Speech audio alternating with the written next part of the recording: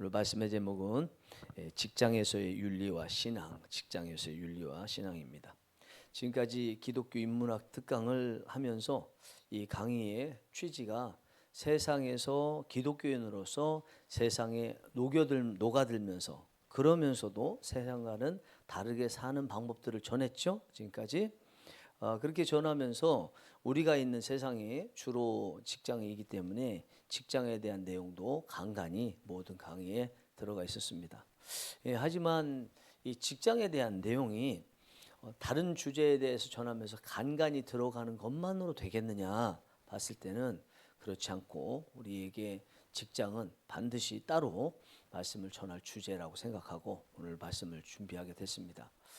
물론 시간이 한정되어 있기 때문에 오늘 전해봐야 다른 주제로 하면서 간간히 전하는 그 직장에 대한 말씀에 비해서 많은 양을 더하지는 않습니다만 그래도 별도로 이 주제를 놓고 말씀을 전하는 것은 의미가 있을 거라고 생각합니다. 기독교인으로서 직장을 어떻게 해야 할까 하는 데에서 주제가 많이 있죠. 많은 정말 주제가 있어요. 아마 지금 당장 뭐 하라고 그래도 50개, 100개도 막 쓸 수 있을 것 같습니다.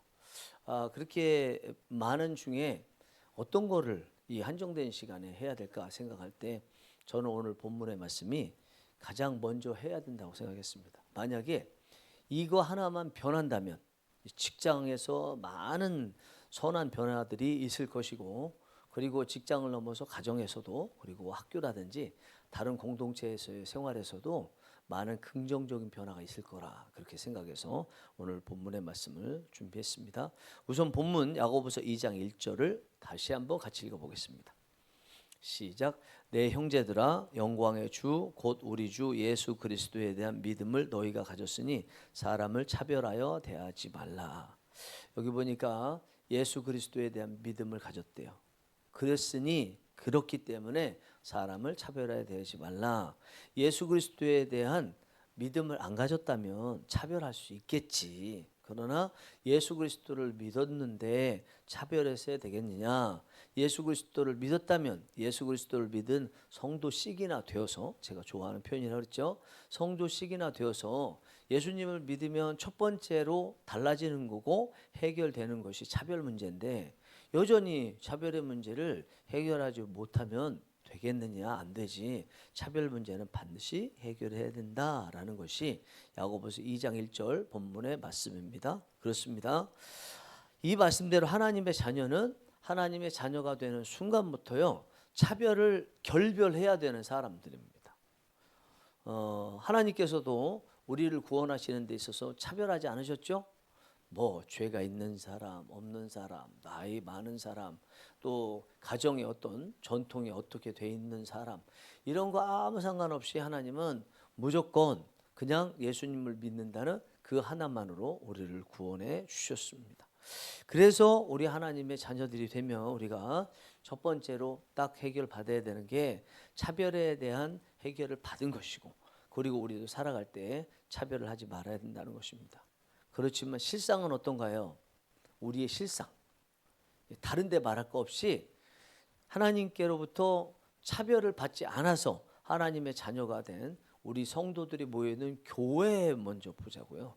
교회는 차별을 받지 않는 사람들, 그래서 차별하지 않을 사람들이 모여야 되는 곳인데 교회 안에도 차별 많이 있죠. 여러 가지 종류들의 차별이 있어요.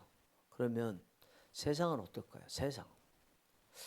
우리가 교회를 세상과 비교해 봤을 때 교회가 세상과 다른 것, 또 세상이 우리 교회와 다른 게 여러 가지가 있겠지만 한 가지가 저는 보입니다. 그는 세상은 돈이 중심이라는 거예요. 물론 영리단체와 비영리단체로 나눠지지만 비영리단체도 그 안에 들어가 보면 그 안에서 일하는 사람들은요 다 추구하는 것은 이익이 추구 목적이 아니라고 단체로는 이야기하지만 그 안에서 일하는 사람들은요 돈이 목적인 것이 거의 대부분입니다.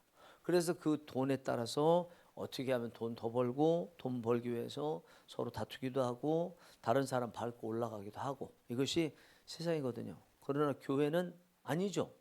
아니어야 되죠. 그냥 교회는요 예수 그리스도를 따라가는 것입니다. 예수님을 믿은 그 감격 때문에 자발적으로 충성하고 봉사하고 예수님이 가신 그 길을 따라서 섬기고 이렇게 살아야 되는 것이 교회잖아요. 돈하고 전혀 상관없어야 되잖아요. 그러나 교회도 사실은 전혀 상관없어야 되는 게 맞아요. 비영리 잔치도 비영리 잔치도 돈이 상관 있는 거 맞지만 우리 교회는 정말 돈하고 상관없어야 돼요. 그런데 우리 교회 안에는 여전히 돈 많은 사람이 대우를 받고 또 돈 많은 사람이 목소리를 크게 내고 이런 경우가 굉장히 많고, 그러다 보니까 다른 사람들이 차별을 받는 경우도 사실은 많이 있습니다. 그렇다면 직장에서는 더더욱 이런 차별의 요소들이 많이 있을 것이다. 차별을 받을 수밖에 없고 할 수밖에 없는 곳이 직장이지만 야고보서 2장 1절에 야고보 사도의 말처럼 우리가 성도씩이나 돼가지고 똑같이 성도 아닌 사람처럼, 나 성도 아닙니다 그러면서 교회 다니는 사람처럼 차별하면 안 된다는 거죠. 우리 삶에는요, 차별하고 또 차별받는 이유들이 굉장히 많이 있습니다. 딱 차별하면 크게 차별할 수 있겠죠. 한 가지 이유 때문에 딱 둘로 나눠지는 거. 남성, 여성, 성차별. 벌써 딱 차별이 있잖아요. 이 성에 대한 것은요, 어떤 지역, 어떤 장소, 또 어느 때에는 남성이 차별을 하고 또 어느 곳, 어느 때에는 여성이 더 차별을 하는, 반대로 이야기하면 남성이 차별을 받는 그런 지역이나 아니면 때가 있어요, 분명히. 그러니까 이 성에 대해서, 차별에 대해서는 딱히 참 말하기는 쉽지 않습니다. 더군다나 요즘에 남성이 오히려 역차별당하는 이런 일들이 많고, 페미니스트들이 정치적으로 굉장히 활동을 하고 있고, 이것들이 또 다른 정치화돼서 있기 때문에 이 성에 대해서는 다루기가 사실은 어렵습니다. 자칫 이야기하면 이거는 사상화될 수 있고 정치화될 수 있습니다. 또 한 가지 우리가 차별하고 있는 요소를 보자고 그러면 나이에 따른 차별이 있죠.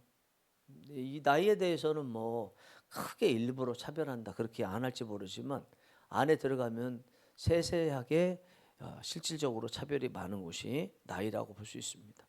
요즘에 직장에서 모집 요강을 내는데 이런 딱 쓰죠. 뭐 나이 무관, 그렇죠? 나이에 차별 없음 이렇게 쓰지만 그렇게 해서 지원을 해보면 실질적으로는 내부적으로는 다 나이에 대해서 차별이 있어요. 그냥 남에게 보이기 위해서 시대가 그러니까 차별하면 안 된다 그러니까 나이 차별 없음, 나이와 무관 이렇게 쓰지만 안에 들어가면 실질적으로 차이 많이 있어요. 그래서 이 나이 문제도 차별의 큰 요소다. 또 학교 문제가 있겠죠. 어느 학교 나왔느냐. 이게 뭐 다 다양하게 나오면 상관없는데 좀 주류가 있으면 그 주류들이 뭉쳐요.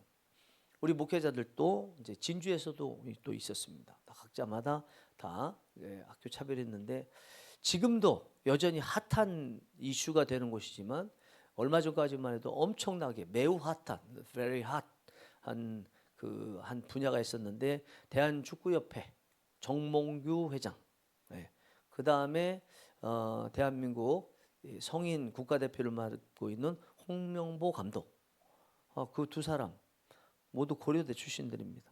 그리고 그 안에 있는 이사들 싹 다 고려대 출신입니다. 그냥 고려대 출신 아니면 그 안에 못 들어가는 거예요. 웬만해서 아부에서도 들어갈 수 없는 그렇게 지역으로 딱 됐고, 특히 이제 뭐 축구니 이런 거 하면 연고대가 다 경쟁을 하기 때문에 연세대 출신들은 제외되고 이런 일들이 굉장히 많은데 이거는 축구 문제가 아니고 뿐만 아니고 다른 곳에서도 굉장히 많다. 또 하나 또 중요한 차별이 있죠. 이거 굉장히 중요한 차별이죠.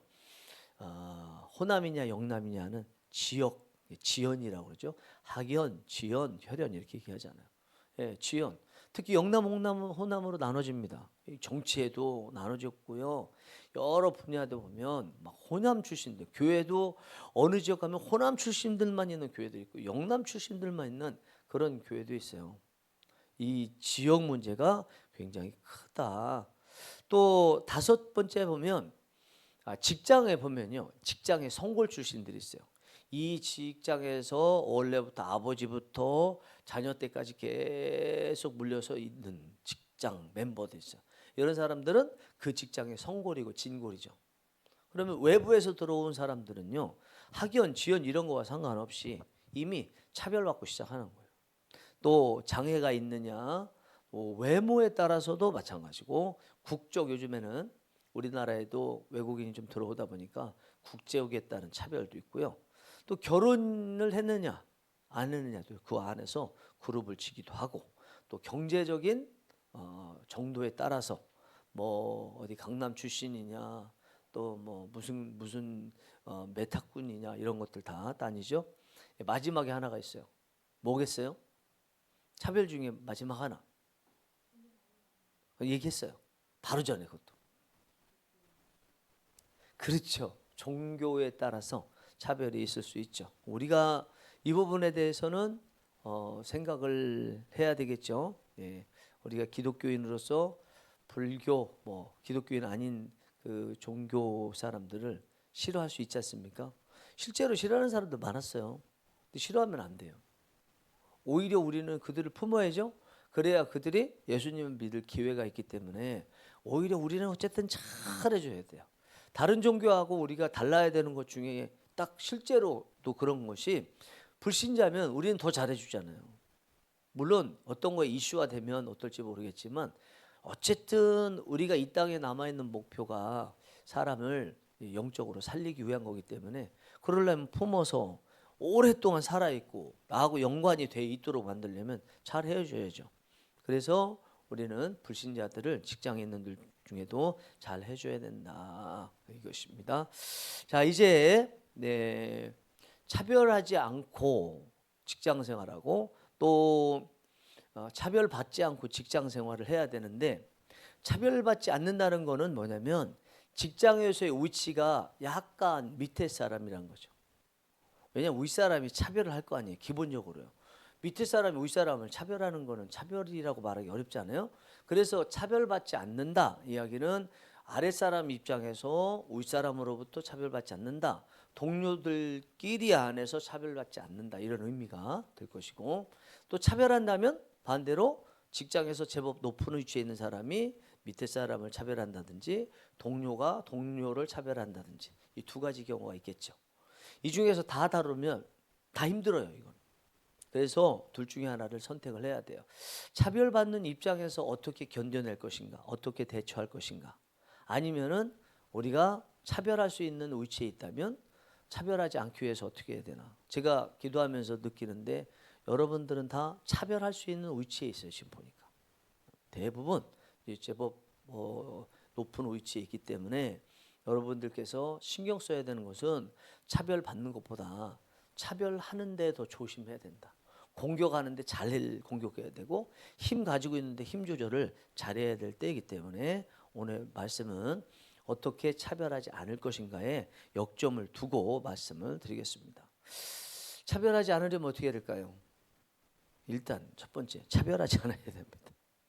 그러려면 편견을 먼저 버려야 된다. 첫 번째 한번 띄워주세요. 첫 번째, 편견을 버려야 합니다라는 것입니다. 여기 편견이라 그럴 때 견자가 무슨 견자예요? 볼견자거든요. 시각, 그렇죠? 그러니까 편, 한쪽에 치우치게 보는 거, 이게 편견이죠. 이 편견이라는 것은 사람을 볼 때에 아까 말씀드린 학연이면 학연, 지연이면 지연, 이런 거 이 사람이 이렇지, 이렇게 벌써 색안경을 끼고 보는 것입니다. 그럼 색안경을 끼고 보면 그 색깔로 보이는 거죠. 이 사람은 그런 의도로 행동하지 않았는데 그 색안경을 끼고 보니까 이 사람이 그런 의도로 행동하는 것 같아요. 자꾸 그 사람을 오해하게 되는 거죠. 말을 그러지 않았다고 얘기해도 그것을 믿지 않습니다. 그래서 이 편견이라는 거 먼저 버려야 된다. 저 사람 보니까 저 학교 나왔으니까 저렇지, 하이클래스 학교 나왔으면 그러니까 도도하지 사람이, 안 그러면 밑에 조금 급이 낮은 학교 나왔으면 그러니까 저렇게까지밖에 생각 못하지, 자꾸 모든 것을 이런 부분에 끼워 맞추는 거죠. 아이고 저러니까 실력도 낮고 인성까지도 낮지, 조금 못해도 아이고 그래도 저 사람 좋은 학교 나왔으니까 저건 분명히 뭐 우연히 그랬을 거야든지 이렇게 색안경 끼고 보는 것, 이것이 편견입니다. 어떤 직장 다니시는 분들이요, 동기하고 같은 부서에서 근무를 했대요. 근데 이제 대학교를 좀 좋은데 나왔는가 봅니다. 그러니까 이 동기가 자기가 행동할 때마다 아이고 좋은 학교 나왔으니까 이렇지.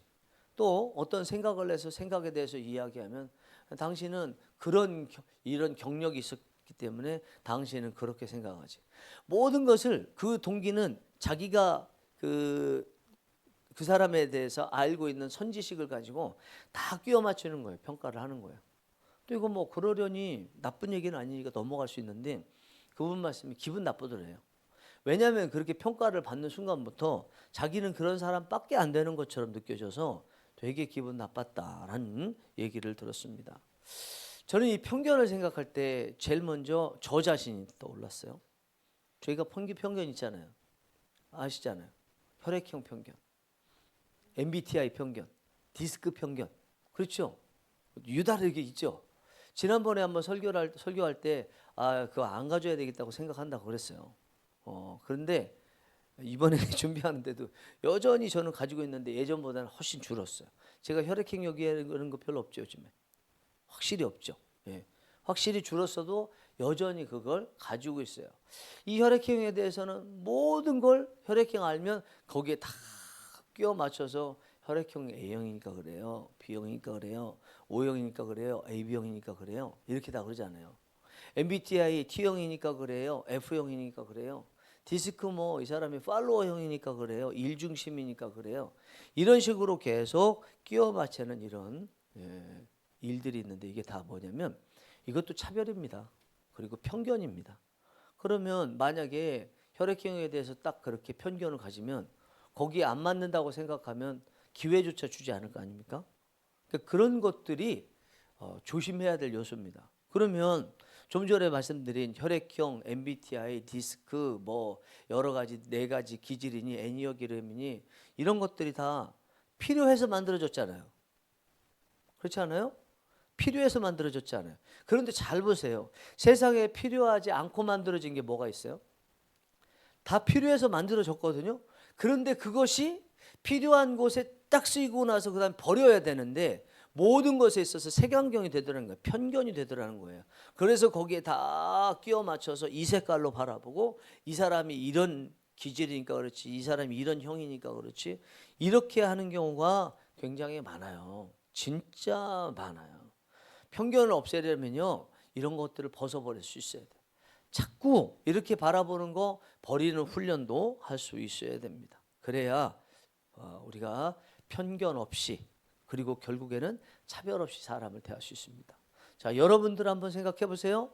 여러분들 편견 있으세요? 없으세요? 나름대로의 편견.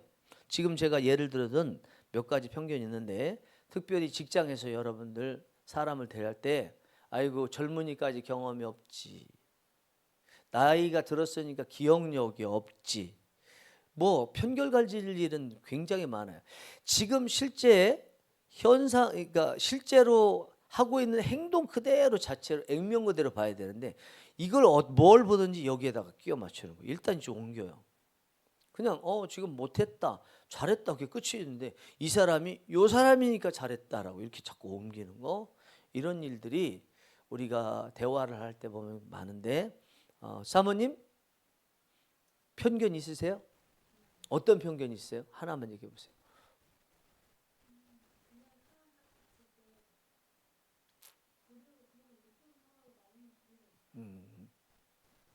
그 딱 맞기는 많이 맞죠. 그러나 좋은 것 같아요, 안 좋은 것 같아요? 음, 음, 그러면 이제 성도씩이나 된 사람 입장에서는 어떠세요? 성도씩이나 된 사람 입장에서는 어떠세요? 그렇게 편견을 갖는 거. 성도씩이나 된 사람 입장에서. 우리가 지금 응? 기독교 인문학 강의니까 기독교인으로서, 세상 사람으로서는 뭐 어? 노력하고 있으면 됐습니다. 예,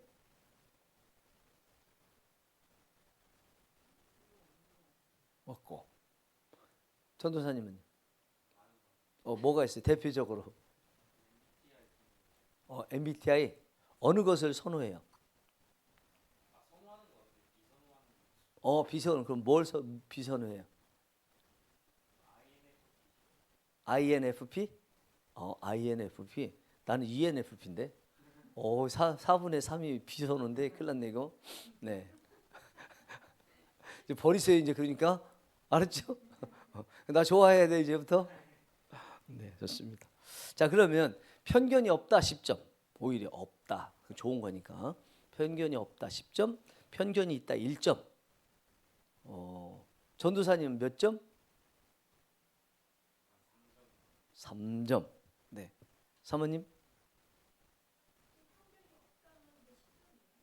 편견이 없으니까 좋은 사람이니까 좋다는 걸로 봐서 항상 그래야 점수가 일관성 있게 좋다로 갈 수 있어요. 네. 그러니까 몇 점? 1점. 와.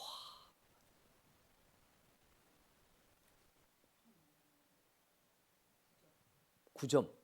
9점. 저도 9점, 10점 될 것 같아요. 편견은 몇 것 같아요.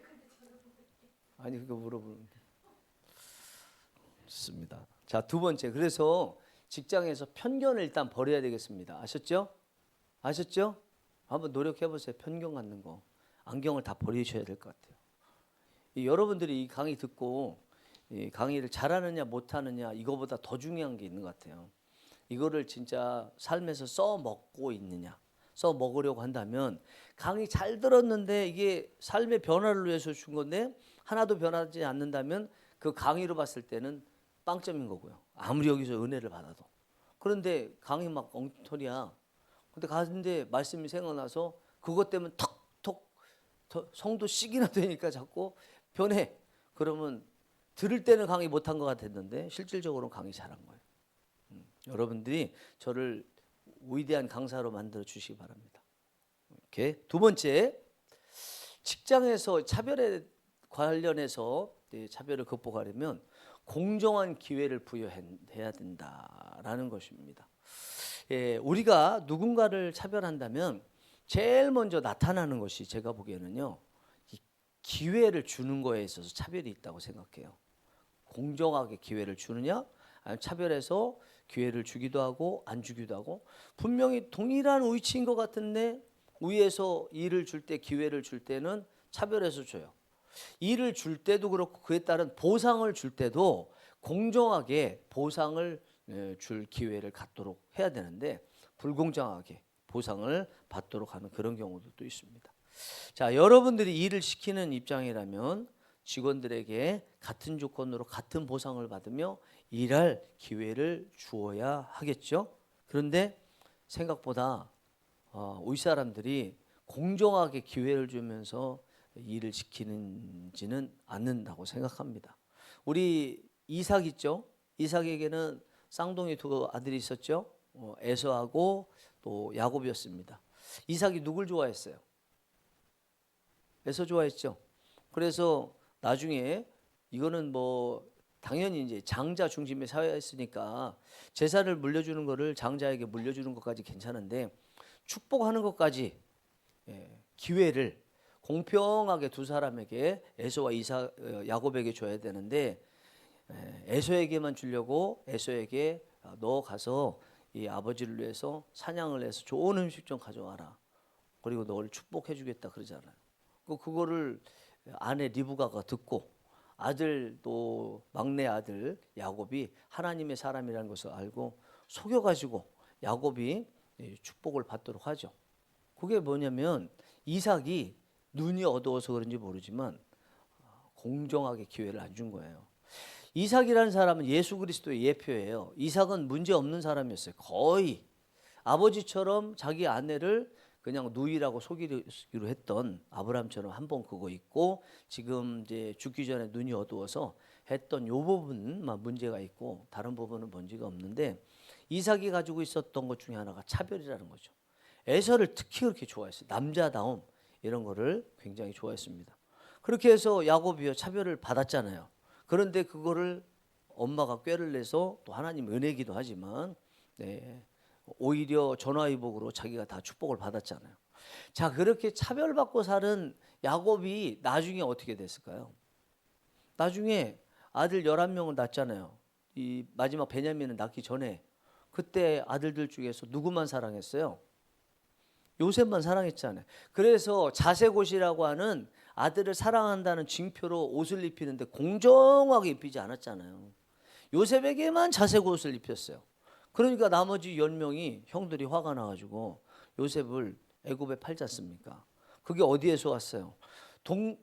공정하게 기회를 부여받아야 되는데 아버지의 이 편애, 이것으로 인해서 공정한 기회를 받지 못한 9명의 그 아들들이 자기가 사랑하는 아들을 애굽에 파는 이런 일들을 행하게 됐습니다. 여러분, 우리가 자녀를 키울 때 이제 다 둘씩 있는데 잘 해야 되는 게 뭐였어요? 시장에서 어디 가서 뭘 하나 살 때도 그냥 음식 살 때야 똑같이 그냥 사놓고 같이 나눠 먹으면 되는데 누구 것 이렇게 안 하잖아요. 근데 예를 들어서 신을 사준다, 옷을 하나 사준다 그럴 때 이쪽 아들은 이쪽 딸은 이미 좋은 거 가지고 있어. 그래서 얘는 안 사줘. 얘가 좀 필요해서 얘 사주지만 얘가 서운해요? 서운해하지 않아요? 서운해하거든요. 가지고 있느냐로 자녀들은 평가하는 게 아니고 지금 부모님이 내 거를 사왔느냐 안 사왔느냐 이것만 생각하잖아요. 그래서 둘 이상 되는 자녀를 키울 때는 항상 뭘 잘해야 돼요? 공정한 기회를 주는 거 참 잘해야 되는 거예요. 그리고 직장에서도 마찬가지입니다. 직장에서도 일 시킬 때 그리고 그에 따라서 보상을 줄 때 정말 누가 봐도 공정하게 하려고 노력을 해야죠. 아무래도요, 팔은 안으로 굽어요. 꼭 그 안으로 굽는 게 피부치만 해당되는 건 아닙니다. 나한테 커피라도 한 잔 더 사주고 생일 때 선물 하나라도 더 사주고 그리고 문자 하나라도 더 보내주고 문자도 똑같이 어디서 뭐 복부다듯이 그냥 보내준 거 말고 그냥 마음을 다해서 아이고 누구누구님 너무너무 덕분에 이렇게 잘 왔는데 생신을 맞으셨네요. 진심으로 축하드립니다. 당신은 사랑받기 위해 태어났어요. 이런 식으로 만약에 문자를 보낸다. 그러면 당연히 팔이 안으로 굽죠. 그런데 어떻게 된다고요? 그래요. 팔이 안으로 굽을 수는 있지만 기독교인들은 어떤 기회를 주는 때에는 공정하게 기회를 줘야 된다라는 것입니다. 우리가 자녀를 키울 때도 직장에서도 이렇게 해야 되는데 하나님께서 구약 성경, 신약 성경 공통적으로 계속 하시는 말씀이 뭐냐면 기회를 공정하게 주라는 거예요. 예를 들어서 레위기 19장 33절 34절 한번 볼까요? 레위기 19장 33절 34절 시작. 거류민이 너희의 땅에 거류하여 함께 있거든 너희는 그를 학대하지 말고 너희와 함께 있는 거류민을 너희 중에 나은 자같이 여기며 자기같이 사랑하라. 너희도 애굽 땅에서 거류민이 되었었느니라. 나는 너희의 하나님 여호와이니라. 여기 하나님께서 이스라엘 백성들에게 뭘 요구하시냐면 야, 나그네 됐던 사람들 그 사람들 선하게 대해줘. 이유가 뭔 줄 알아? 너희도 예전에 애굽에서 나그네였었잖아. 그들 생각하면서 너희하고 똑같은 그때 당시 생각하면서 공평하게 대해줘. 이런 이야기거든요. 이 말씀 보면 어떻게 사람을 공평하게 대하래요? 본인이 예전에 경험한 것을 생각하면서 그 사람도 그때 당시에 그 눈물 먹었던 거 똑같을 거라고 생각하고 공평하게 대하라는 것입니다. 결국 이 이야기는 어떤 이야기냐면 우리가 직장에서 말단 직원으로 있다가 공평한 기회를 받지 못하고 편견을 받고 이렇게 차별을 받았어요. 그럼 이제 크잖아요. 성장하잖아요. 직급이 올라가잖아요. 그러면 본인이 기회를 줄 입장이 됐을 때 자기 딴에는 저 사람이 능력 많고 또 저 사람이 어떻고 팔이 안으로 굽어 보이는 그런 사람이 있지만 그 사람 생각하면서 더 좋은 기회, 더 보상받을 기회, 일할 기회를 주려고 하다가 반대로 이쪽은 차별을 받고 있다는 것을 생각하면서 나도 옛날에 그랬었는데 저 사람 생각해야지. 저 사람 얼마나 힘들까 이렇게 생각해야 된다는 거예요. 근데 우리는 그렇게 잘 않잖아요. 그걸 뭘로 보면 알 수 있어요? 여성분들 보면 알죠? 여성분들이 예전에 며느리 됐을 때 시어머니로부터 구박받고 힘들었어요. 그러면 그때 당시에는 내가 시어머니 되면 잘해줘야지 며느리한테 그렇게 생각하는데 실제로 시어머니 됐을 때 생각한 만큼 잘해주시는 분들도 있고 진짜 그것 때문에 그러나 자기가 그때 그렇게 당했기 때문에 학습 효과로 인해서 여전히 과거의 시어머니보다 아니면 시어머니만큼은 며느리를 못되게 이렇게 하는 시어머니들도 많잖아요. 하나님이 지금 그거 말씀하시는 거거든요. 너희들이 그때 힘들었었잖아. 그러면 밑에 말단 직원 힘들 때 너희들도 그 생각하면서 그를 공평하게 기회를 줘라. 지금 이렇게 말씀하시고 계시는 것입니다. 여러분들은 지금 직장에서 높은 위치에 계세요. 많이 높아요. 이 정도면 많이 높은 위치인데 사람을 다루는 부분이 한 분에 대해서는 뭐 얘기를 들은 게 별로 없으니까 어떤지 모르겠는데 지금 일할 기회, 보상할 기회를 주실 수 있는 입장이죠. 조금 어떻게 보면 공평하게 어떻게 주시나요? 막 주고 싶지 않은 요소들도 있을 거 아니에요. 이 사람은 조금은 일도 못한다든지 아니면 말을 안 듣는다든지 막 자기 주장을 내세운다든지 그러면 공평하게 기회를 주고 싶지 않을 거 아니에요. 어떻게 하세요? 그래서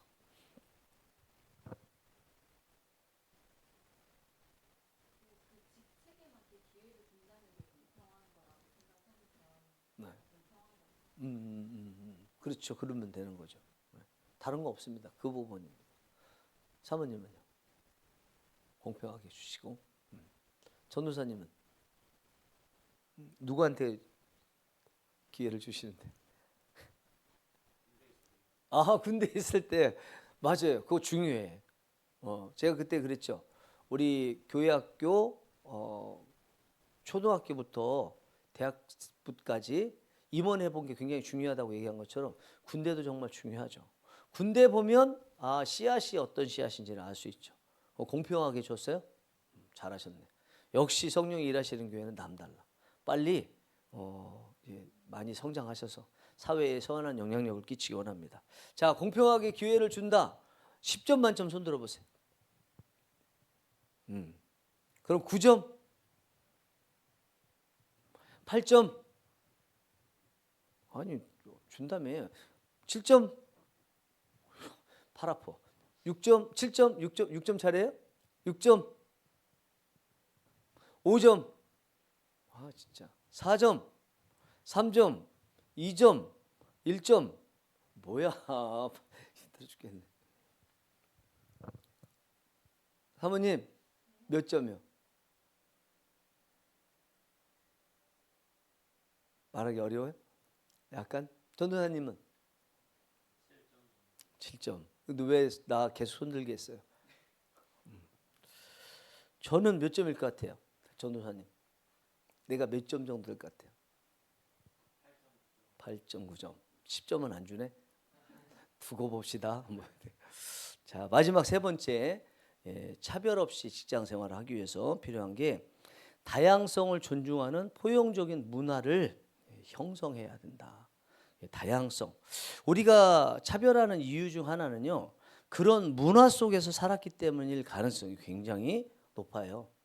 차별하지 않는 사람, 또 차별하지 않는 나라 국민들은 어떤 특별히 타고났기 때문이 아닙니다.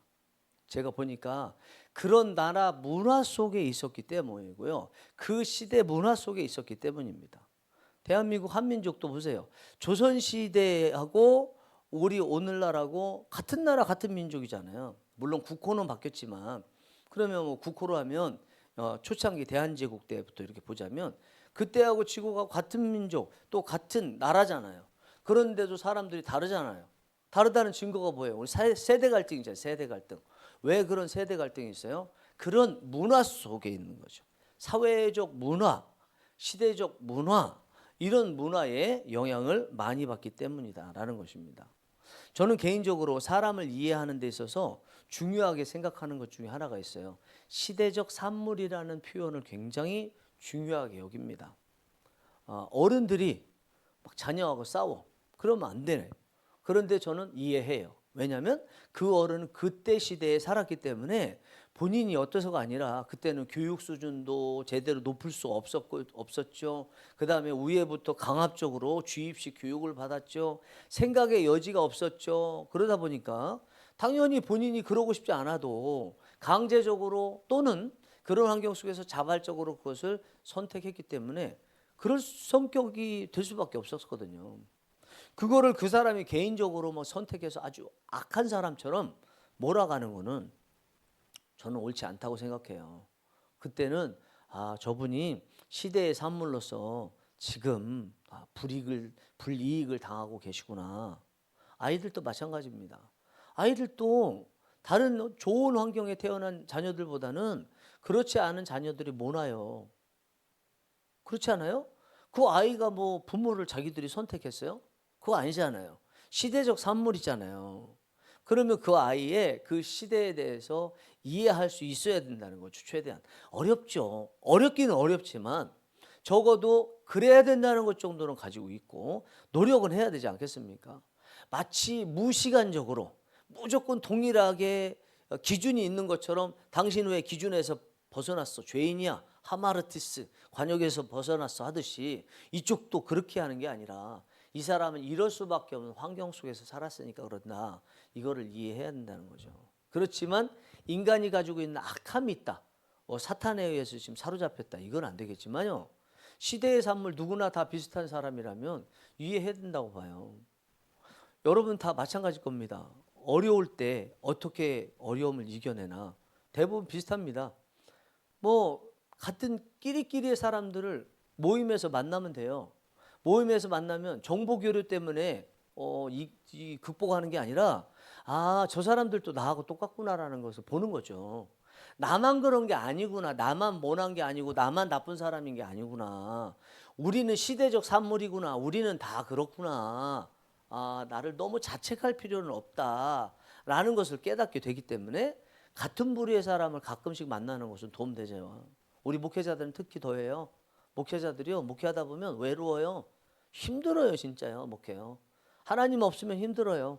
그럴 때 우리가 나름대로 동기 중에 목회 잘한다 하는 동기가 있을 수 있잖아요.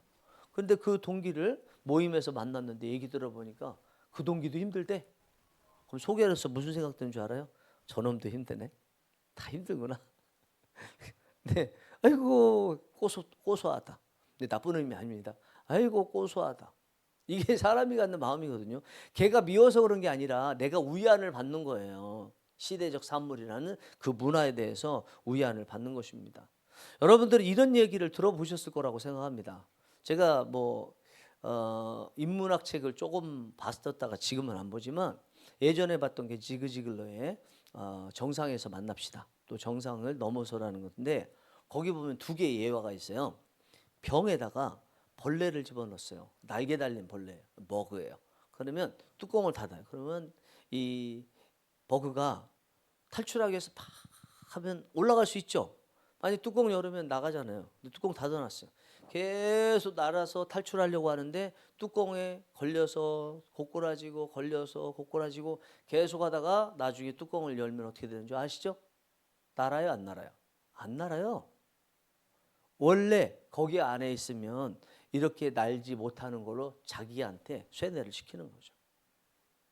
계속적으로 반복해서 있다 보면 그 시대같이 반복적으로 있으면 사람이 굉장히 무기력해지는 거죠. 인도에서는요 토끼리를 길들일 때 어릴 때부터 길들인대요. 쇠말독을 박아놓고 거기다가 자기 나름대로의 밧줄 색깔을 가지고 초록색이면 초록색, 오렌지색이면 오렌지색 이걸 가지고 어릴 때 말 안 들으면 코끼리를 묶어놓는데요. 어리니까 아무리 힘센 코끼리라도 막 나오려고 아둥바둥 하는데 못 나온대요. 그럼 점점 이제 크잖아요. 커도 만약에 말 안 들으면 쇠말뚝이 있는 데다가 그 오렌지색으로 길들였다 그러면 오렌지색 밧줄만 보여주기만 해도 이 코끼리가 무기력하게 표현합니다. 여러분 이것이 시대의 산물이라는 거예요. 반복해서 있게 되면 이런 일이 일어난다는 것입니다. 우리가 생활하는데도 마찬가지입니다. 우리가 생활하는데도 그런 환경 속에서 자라서 아무리 가르쳐도 안 되고, 좀 전에 코끼리라든지 그 버거 같은 경우에 믿으면 돼, 할 수 있어 얘기한다고 되겠어요? 나도 해봤어. 예전에 얼마나 많이 해봤는지 아니? 해봤는데도 안 되더라. 그럴 거 아니에요. 그러면 지금은 달라 얘기해도 아니야, 내가 너보다 훨씬 더 많이 해봤어 그랬는데 안 돼. 특히 이렇게 반응을 보이는 데가 전 세계 나라 중에서 더운 나라 국민들이 그렇답니다. 아시겠죠? 어느 지역인지. 대부분 남쪽에 있는 나라들이요, 덥고 그러니까 게으른 데다가, 게으르니까 다른 나라에 의해서 침략을 받아서 강제 점령을 당해서 몇 개국 이렇게 점령당하고 있다 보니까 자기들이 노력해도 보상이 안 와. 그러니까 무기력해지는 거예요. 할 수 있다 그래도 안 할 거예요. 이게 그 시대 속에서 시대적 산물로 대를 이어서 물려받아 가지고 전혀 어떤 다른 나라의 통치를 강제적으로 받은 적도 없는 자녀인데도 그냥 무기력한 거예요. 할 수 없다고 생각해요. 아무것도 안 하려고 하는 이런 일들이 있다는 것입니다. 이런 사람들 직장에 있으면 어떻게 할 거예요? 막 정죄할 거예요. 저 사람 왜 이렇게 무기력하고 말이야, 믿음도 없고 말이야. 저도 그런 데 있었어요. 근데 살아보니까요, 그게 아니더라고요. 그 사람 탓이 아니더라고요. 그 사람이 그럴 수밖에 없는 환경 속에서 살았고, 나는 그래도 믿음을 가질 수 있는 환경 속에서 이렇게 살았기 때문에 믿음을 가질 수 있게 되었다는 것입니다. 물론 최종적인 심판은 뭐 환경이 어떻느냐에 상관없이 우리가 한 것에 대해서 심판을 받습니다만, 우리는 그래도 최선을 다해서 이해하려고 노력해야 돼. 이해하려고. 로마서 14장에 보면 재미있는 이야기가 있어요. 로마서 14장 5절 6절 한번 읽어보겠습니다. 조금 크게 안 되죠? 튀어보나요? 쓸 수 있나요? 한번 해보세요. 재미있는 이야기예요, 이건.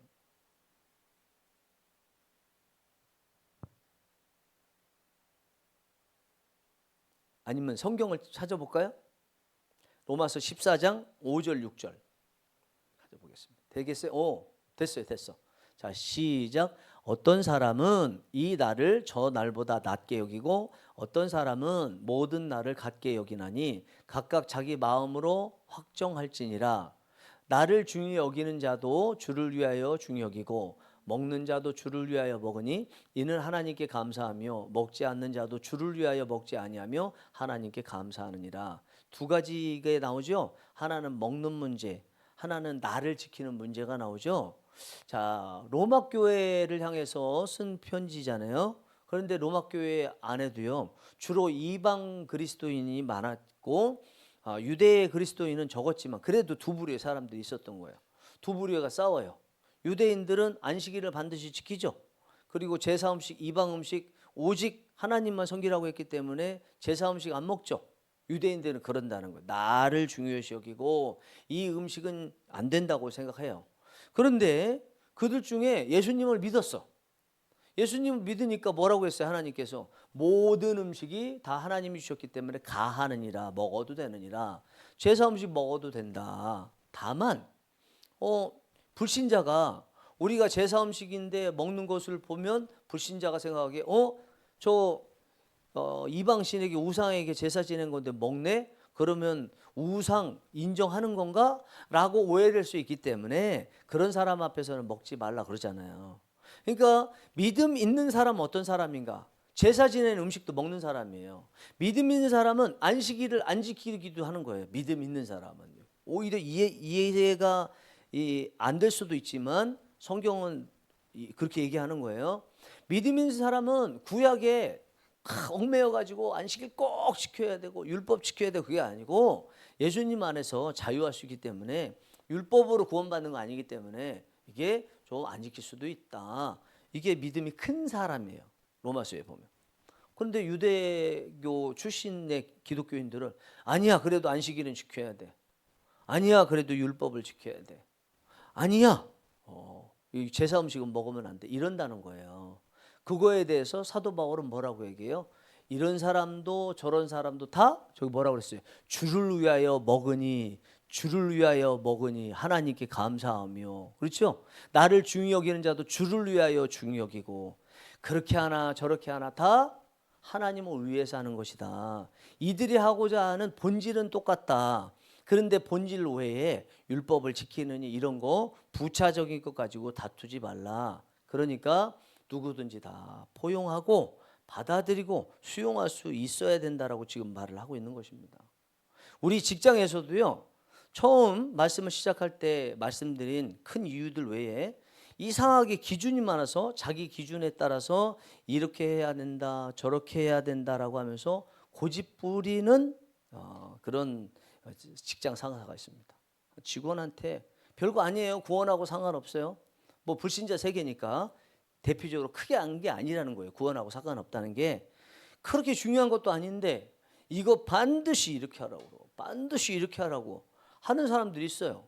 폰트 하나만 가지고도 물론 이제 행정적인 측면에서 행정은 기본적으로 통일성이거든요.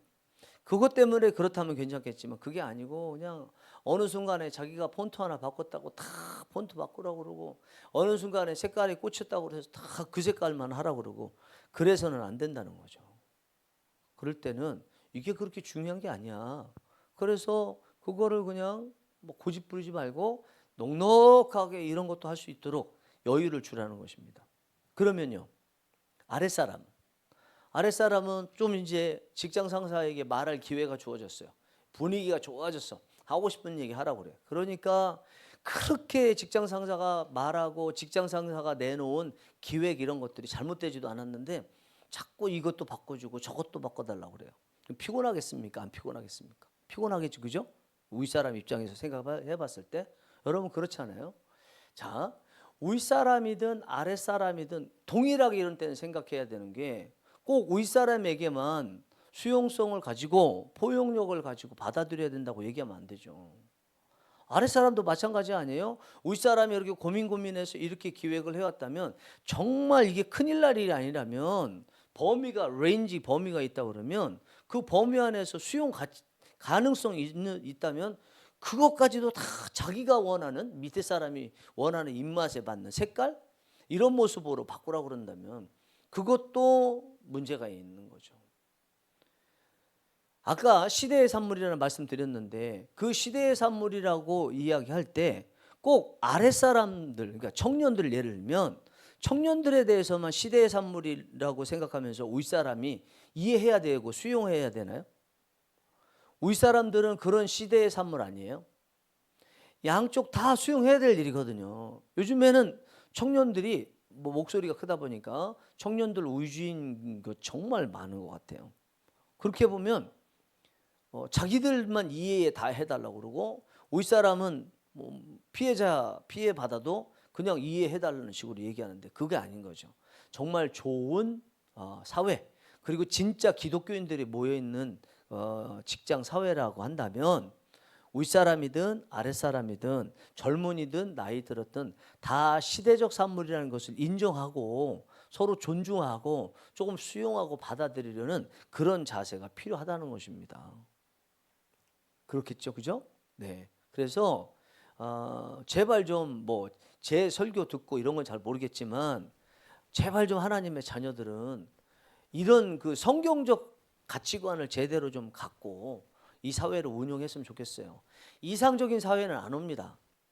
사람이 다 죄인이기 때문에 그리고 죄인 신분상으로는 죄인을 극복했지만 여전히 우리에게 죄성이라는 게 남아 있고 성령님이 안에 계셔도 죄성이 성령님을 거부할 수도 있기 때문에 이상적인 사회는 올 수는 없습니다. 그래도 하나님께서 이렇게 설교 시간을 주시고 성경을 가르칠 시간을 주시는 것은 사람이 변할 수 있고 그 사람의 변화에 따라서 사회도 변할 수 있기 때문 아니겠어요? 정말 양자가 다 최선을 다해서 말씀 따라 이렇게 수용하고 포용하고 그런 기회 있으면 좋겠어요. 제가 아까 전도사님이 저한테 8.9점이라고 그랬는데 저는 아마 9점은 될 거예요. 9점, 10점 가까이 될 거예요. 저는 이렇게 맡기고 싶어요. 진짜요. 그리고 맡기면 관여하고 싶지도 않아요. 그런데 처음이고 뭐 하다 보면 이 처음이라는 게 그 사람이 일을 지금 전도사님처럼 처음 하는 사람도 있겠지만 우리가 일을 시키고 또 받아서 일하고 하는 그 관계에 있어서 처음도 있을 거 아니에요? 그러면 이제 업무를 위임하기 위해서 또 맡겨놔요. 최대한 관여를 안 하려고 했는데 관여를 안 할 수가 없어. 조금은 리터치가 필요해서 대화를 하면 절대 못 받아들이는 사람이 있어요. 아니 저한테 이걸 시킬 때는 제가 최종적인 확정을 하는 사람으로 저한테 권한을 주신 것 아닙니까? 왜 그거에 대해서 이렇게 저렇다 말을 합니까? 제가 얼마나 노력해서 하는데 그거에 대해서 이렇게 고치라고 말합니까? 나 안 하겠습니다. 대부분이 이렇게 봐가는 거거든요. 나는 그에 비해서 전도사님 보면 정말 훌륭한 사람이다. 진짜 훌륭한 사람이다. 항상 웃어. 자기 할 얘기는 하는데 그러면서도 또 내가 얘기하면 다 100% 수용해. 아니 자기 의견이 있으니까 또 젊은 사람이고 그러니까 젊은과 관련된 일들을 부탁을 했으니 의견은 내는데 내가 그걸 드리고도 그래도 한번 이렇게 해달라 그러면 웃으면서 찡그리는 경우가 한 번도 못 봤어요. 그런데 대부분 그렇지 않았어요. 대부분은 그렇게 제가 호의적인 마음으로 일을 이렇게 위임해서 주면 그걸 가지고 열심히 하면 할수록 더 부작용이 생겨. 내가 이렇게 최선을 다해서 했는데 왜 내가 한 것에 대해서 이견을 제시하냐. 내 말 무조건 따라라. 내가 목사님 설교에 대해서 아무 말 하지 않잖냐. 뭐 이런 식의 이야기들이 있어요. 여러분 그러면 일 못 시키는 거예요. 일 시키는 사람도 잘해야 되지만요. 일을 받는 사람도 수용성 있게 받을 수 있어야 되는 거예요. 이게요. 그런 사람이 나중에 자기가 지도자 됐을 때도 잘 시킬 수 있습니다. 잘 받는 사람, 훌륭한 제자가 훌륭한 스승이 될 수가 있어요. 그래서 우리 성령이 일하시는 교회 분들은 이 부분에 있어서 정말 시대적 산물이라는 것도 이해 잘 하시고 수용도 잘 하시고 그래서 잘 시키고 또 잘 받아서 하셔서 직장 생활이 차별 없이 잘 되기를 원합니다. 자, 마지막입니다. 이제 점수 매기고 마치겠습니다. 의견을 수용하고 또 포용하는데 잘하면 10점, 그렇지 않으면 1점.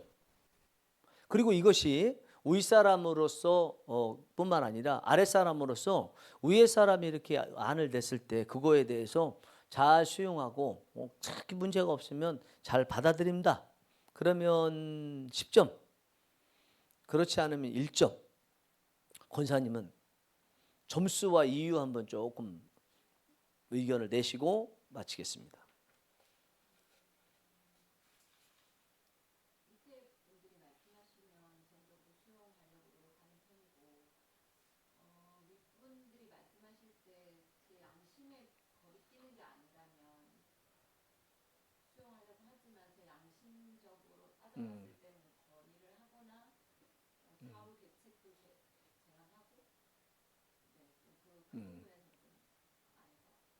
그러면 점수로는 9점. 자, 7점. 어느 분이 3점을 까먹게 해요?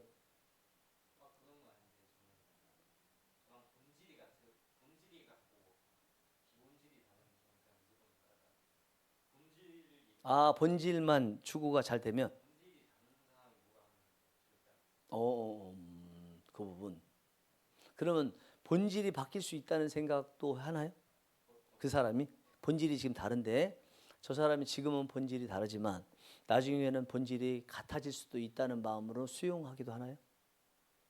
아니면 딱 일단은 본질이 다르면 잘 안 해요? 해볼 용이 없어요? 앞으로 만나야 될 사람이 본질이 다른 사람을 만나야 될 텐데 목회자니까 제가 보기에는 훈련하셔야 돼요. 그것도 이제 때에 따라서 어떻게 할 건지 무조건 이렇게 결정이 아니라 성령님의 철저한 음성에 따라서 어떻게 할 건지 결정은 그때 해야 될 거라고 생각합니다. 네.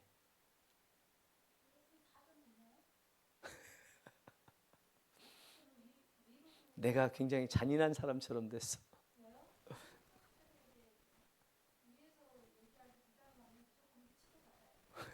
네. 밑에로.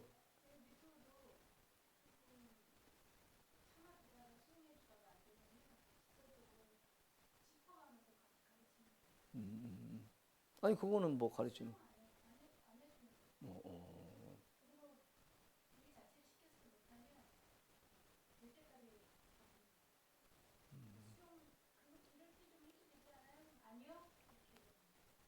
우리 중에 그런 대상 없어요?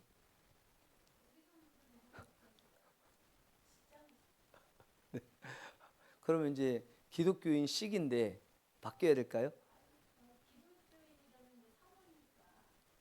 아니, 사모 말고 기독교인.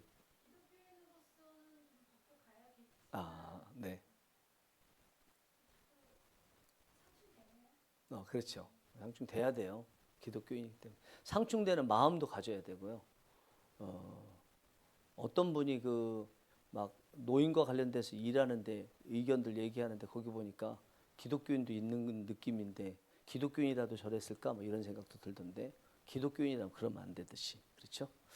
예, 오늘 세 가지에 대해서 차별에 대해서 봤는데 여러분들께서 정말 차별을 줄이시고 또 상대방이 차별을 하더라도 우리 편에서는 그 부분 안 받지만 최대한 수용하시고 저분이 저렇게 차별하는 것도 시대적 산물이 아닌가 생각하시고 우리가 최종적으로 뭐 할 수 있어요?